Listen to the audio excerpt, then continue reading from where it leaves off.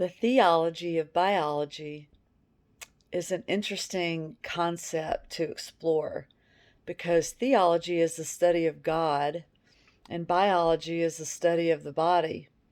And when you put the two together, you can definitely understand a lot more about creation and the way that the mind works, how the emotional intelligence is transmitted, and how the functionality of the body performs. And I feel as though knowledge is power, and the more knowledge that can be obtained about life, then that creates more self awareness, which evolves emotional intelligence.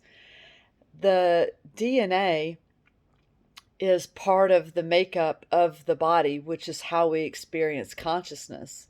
So a lot of people will say that they're not the body, but therefore they're experiencing the body, therefore they are.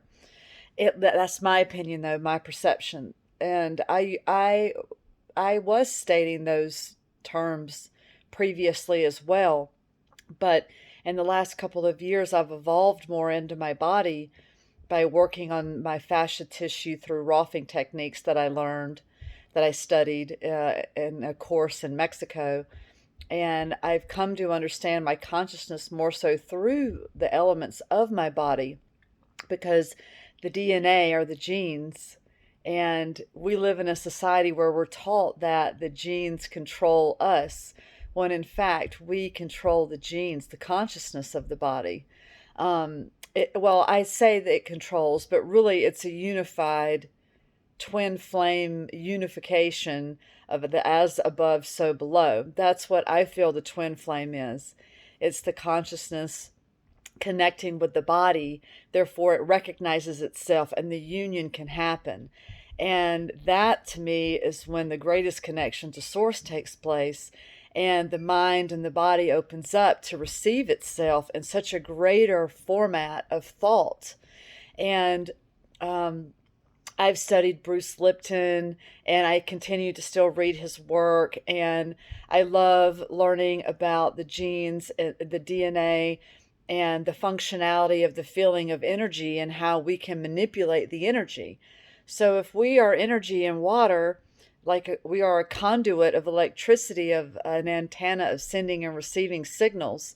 So if we get outside of the construct of the human story of experience, which oftentimes is a lack mentality, which evolves around the idea of victimhood, we can get in control of the aspects of what we're projecting and what we're receiving in a huge way. And I like to call it self-mastery, being the wizard, all of these fun mystical terms that creates a higher vibrational feeling in my mind and in my body.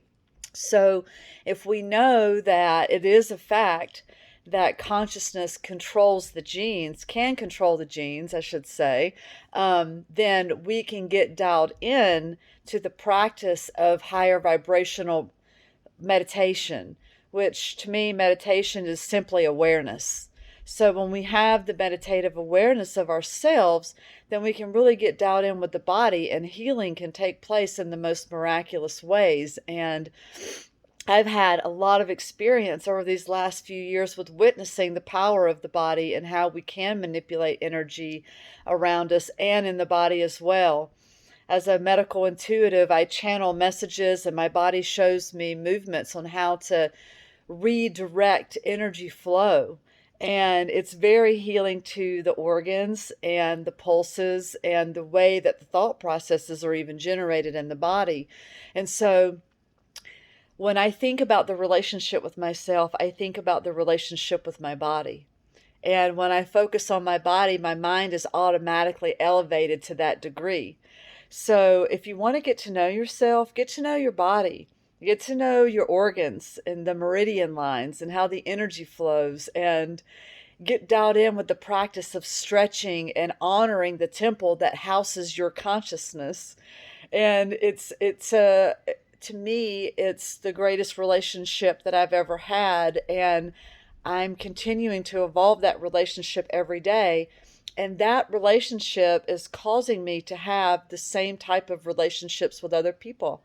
I'm attracting people differently. I'm evolving with people differently now, and it's really beautiful. And it doesn't mean that everyone accepts my thought processes or who I am. And I love being a unique individual based upon the practices that have incarnated into me to display my consciousness outwardly. So, power to the people.